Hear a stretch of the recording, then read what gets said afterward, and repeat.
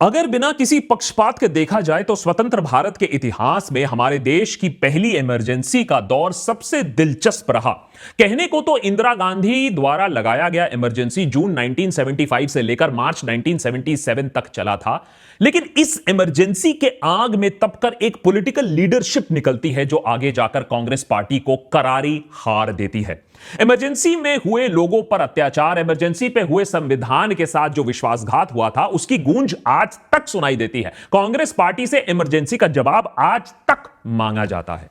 जाहिर सी बात है कि इमरजेंसी लगने के करीबन 50 साल बाद उस पर एक मूवी बनना वाजिब है, और वो भी राजनीतिक दबाव या किसी तरीके के पॉलिटिकल सेंसरशिप के बगैर।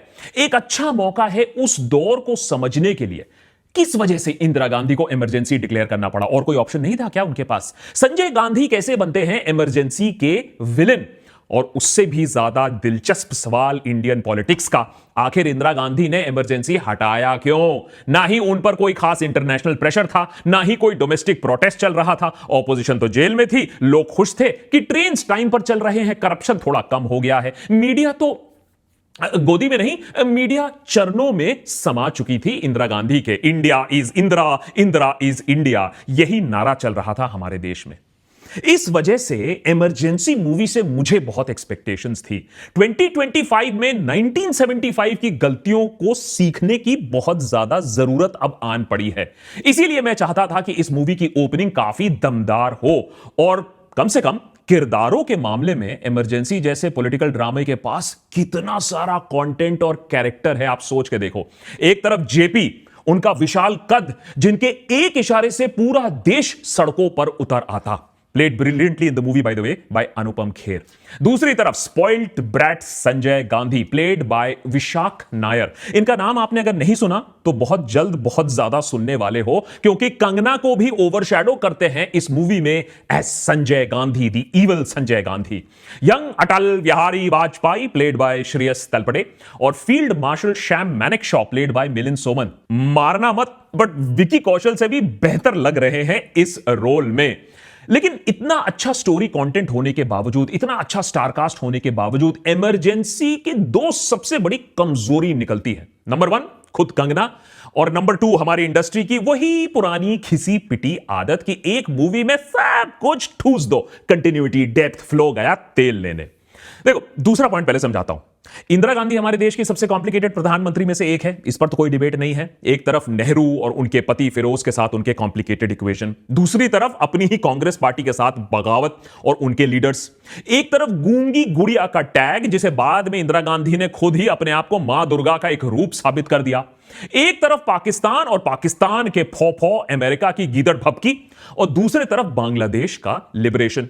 एक तरफ देश की आर्थिक हालत बिल्कुल टाइट, और दूसरी तरफ देश का पहला एटॉमिक टेस्ट। इस सब के बीच में आता है देश के डेमोक्रेटिक इतिहास का सबसे बड़ा ब्लैक चैप्टर, एक काला धब्बा, इमरजेंसी। कंगना के इस पिक्चर में सबसे बड़ा धोखा यही होता है कि उसमें इमरजेंसी तो बस एक चैप्टर बनकर रह जाता है।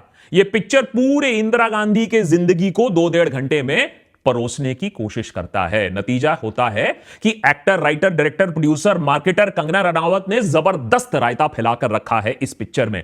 इंदिरा छोटी बच्ची से लेकर इंदिरा गांधी का असैसिनेशन, पूरे प्राइम मिनिस्टर का कार्यकाल मूवी में लगा दिया गया है। यूपीएससी रिवीजन ज्यादा मूवी कम लगती है, लेकिन वैसे यूपीएससी रिवीजन भी मत करना, वो भी नहीं हो पाएगा। इमरजेंसी पर अगर फोकस करते, सोचो, उसको सेंट्रल पॉइंट रखते, उसके लेयर्स को एक्सप्लोर करते, उनके किरदारों को समझते जिन्होंने एक सेंट्रल रोल प्ले किया है, तो पूरी जीवनी अगर नहीं लगाते और सिर्फ इमरजेंसी पर फोकस करते, तो यह पिक्चर सुपर हिट हो सकती थी।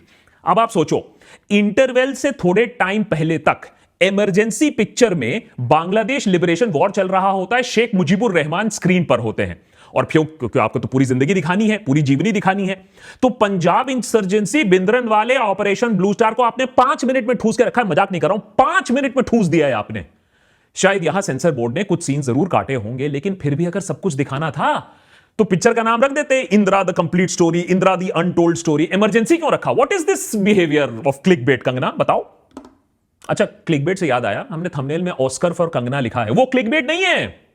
इस पिक्चर की दूसरी सबसे बड़ी कमजोरी है कंगना का खुद का परफॉर्मेंस। देखो, अक्सर कहा जाता है कि जो सबसे बड़ा फ्लैम्बॉयंट क्रिकेटर होता है, जो हिटर होता है, उसको कैप्टेंसी मत दो। हैं? हमारे न्यूज इंडस्ट्री में भी एक प्रैक्टिस हुआ करता था, न्यूज बुलेटिन के प्रोड्यूसर को एंकर का रोल मत दो।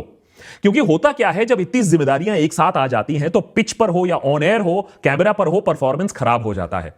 इस पिक्चर में डायरेक्टर कंगना है, राइटर कंगना है, प्रोड्यूसर कंगना है, लीड एक्टर कंगना है, और यह दिखता भी है साफ। इतना प्रेशर लोगे अपने ऊपर तो कंधे तो झुक ही जाएंगे। और कंगना अपने आप को हॉलीवुड एक्ट्रेस से तो कम नहीं मानती है, और यह रोल था भी वैसे ऑस्कर विनिंग। अरे सोचो क्या कैरेक्टर है to play India's first and only woman prime minister. वो प्राइम मिनिस्टर जिसने पाकिस्तान के 2 टुकड़े कर दिए, फिर वही प्राइम मिनिस्टर ने डेमोक्रेसी को जेल में भी डाल दिया, और अंत में अपने ही हार्ड एक्शंस के वजह से उनकी हत्या होती है, असैसिनेशन होता है। लेकिन जो गलती शायद आमिर खान ने लाल सिंह चड्ढा में की थी, वही कंगना कर बैठती है। Too much over acting. अरे ठुड्डी हिलाकर, आंखें टिमटिमाकर, आवाज को कपकपाकर, सोचा कि इंदिरा गांधी की अच्छी नकल हो रही है, लेकिन अपना ही कार्टून बन जाता है। उसके ऊपर कंगना की आवाज में वैसे में भी इतना ज्यादा की पिच है, उसको और भी तीखा कर दिया जाता है इंदिरा गांधी को किसी वजह से इमिटेट करने के लिए। और पता नहीं डबिंग पहले बाद में इंटरवल कब हुआ था, लेकिन कहीं आवाज नॉर्मल कंगना की होती है और कहीं एकदम हाई पिच्ड हो जाती है जब स्पीचेस चल रहे होते हैं। Very bad audio editing. दुनिया का सबसे बड़ा डेमोक्रेसी है भारत। दुनिया में सबसे ज्यादा मूवी शायद भारत ही बनाता है, लेकिन जहां पॉलिटिकल बायोग्राफीज आ जाती हैं, हम बुरी तरीके से फेल कर जाते हैं। क्योंकि शायद मूवी को हम पैसे या प्रोपेगेंडा के लिए ज्यादा बनाते हैं, जेन्युइन इंटरेस्ट और क्यूरोसिटी के लिए हम कम बनाते हैं। Vivek Oberoi as Narendra Modi, Kangana as Jayalalithaa in Thalaivi, Anupam Kher as Manmohan Singh in accidental prime minister, Nawazuddin Siddiqui as Thackeray, अरे पंकज त्रिपाठी जैसे दिग्गज अटल बिहारी वाजपेयी का रोल अदा करते हैं, लेकिन तब भी मैं अटल हूं फेल कर जाती है। ये सभी मूवीज खराब परफॉर्म करती हैं अच्छे एक्टर्स के बावजूद, क्योंकि फीकी स्क्रिप्ट हम लोग बनाते हैं, डेप्थ पे हम जाते नहीं, कंट्रोवर्सी हमें चाहिए नहीं, शेड्स ऑफ ग्रे दिखाना नहीं है। हाँ, अनलेस अनटिल आप कंगना हो तब आपको कंट्रोवर्सी चाहिए। सिखों से शायद पंगा आपको लेना था फार्मर एजिटेशन के बाद। इतने घटिया तरीके से ऑपरेशन ब्लू स्टार को दिखाया है, इतनी जल्दी से आपने इसको ठूसने की कोशिश की है कि मूवी नहीं रील बन रही हो। अरे जब आप ऐसे सेंसिटिव इश्यूज के बारे में मूवी बनाते हो, ऐसी चीजें दिखाते हो, डिपिक्ट करते हो, तो भाई आपकी जिम्मेदारी बनती है कि इतिहास का इस तरीके से आप मजाक मत उड़ाइए। कमर्शियलाइजेशन करो भाई, लेकिन ऐसे मजाक मत उड़ाओ, आपकी भी जिम्मेदारी बनती है। इस डिपार्टमेंट में इमरजेंसी बुरी तरीके से फेल करती है। अगर आपने इमरजेंसी के बारे में, उस काल के बारे में थोड़ा भी पढ़ा होगा ना, तो इस पिक्चर में आपको एक नई चीज नहीं मिलेगी। इस पूरे पिक्चर में सबसे बड़ा अपराध यही है कि जब इमरजेंसी रिलेटेड हेडलाइंस है आपके पास, आर्काइव मटेरियल है, तो थोड़ा मूवी में भी आप उसको इंटीग्रेट कर सकते थे, रिसर्च को दिखा सकते थे। राकेश शर्मा का ओरिजिनल क्लिप आपने इस्तेमाल किया है स्पेस से, लेकिन नथिंग रिलेटेड टू इमरजेंसी। बहुत ही खराब रिसर्च। लेकिन कुछ एरियाज हैं जहां मूवी शाइन भी करती है। एक मैं मेंशन करना चाहूंगा, इंदिरा गांधी ने इमरजेंसी क्यों विड्रॉ किया। यह पिक्चर डेप्थ में जाती है इस सवाल पर, क्योंकि बहुत ही दिलचस्प सवाल है इंडियन पॉलिटिक्स में कि जब कोई प्रेशर था नहीं तो इंदिरा गांधी खुद इमरजेंसी क्यों विड्रॉ करती है। क्योंकि अपने इनर वॉइस की सुनी जाती है। एक बहुत इंटरेस्टिंग किस्सा है जो फिल्म में बताया नहीं गया है, लेकिन संजय गांधी कुलदीप नैयर को बताते हैं, और कुलदीप नैयर अपनी किताब में यह लिखते हैं कि संजय गांधी खुद सरप्राइज थे कि उनके मां ने इमरजेंसी हटा दिया, क्योंकि संजय गांधी के अकॉर्डिंग इमरजेंसी आराम से 15-20 साल तक चल सकता था। सोचिए हमारे देश की पॉलिटिक्स कैसी होती अगर इंदिरा गांधी ने खुद अपने मर्जी से इमरजेंसी नहीं हटाई होती। नंबर 2, उनका जो कॉम्प्लिकेटेड इक्वेशन है संजय गांधी के साथ, उसको दर्शाया गया है पिक्चर में। और संजय गांधी को, जैसे मैंने कहा, विशाख नायर ने बहुत बढ़िया तरीके से प्ले किया। He is quite a discovery in this movie. अब आप सोचो एक और पॉलिटिकल सवाल, अगर संजय गांधी मारे ना जाते तो आज हमारे देश की पॉलिटिक्स, कांग्रेस का इतिहास कितना अलग होता और काफी डिक्टेटोरियल होता। और lastly point number 3, Indira Gandhi ने अपनी सिक्योरिटी डिटेल जो नहीं चेंज की ऑपरेशन ब्लू स्टार के बाद, उसे भी दर्शाया गया। सोचिए एक और पॉलिटिकल व्हाट इफ सवाल है कि अगर इंदिरा गांधी ने अपने सेक्रेटरी की बात सुनी होती और सिक्योरिटी डिटेल चेंज कर दी होती तो वो कितने टाइम तक और प्रधानमंत्री रहती। यह भी सोचने वाली बात है।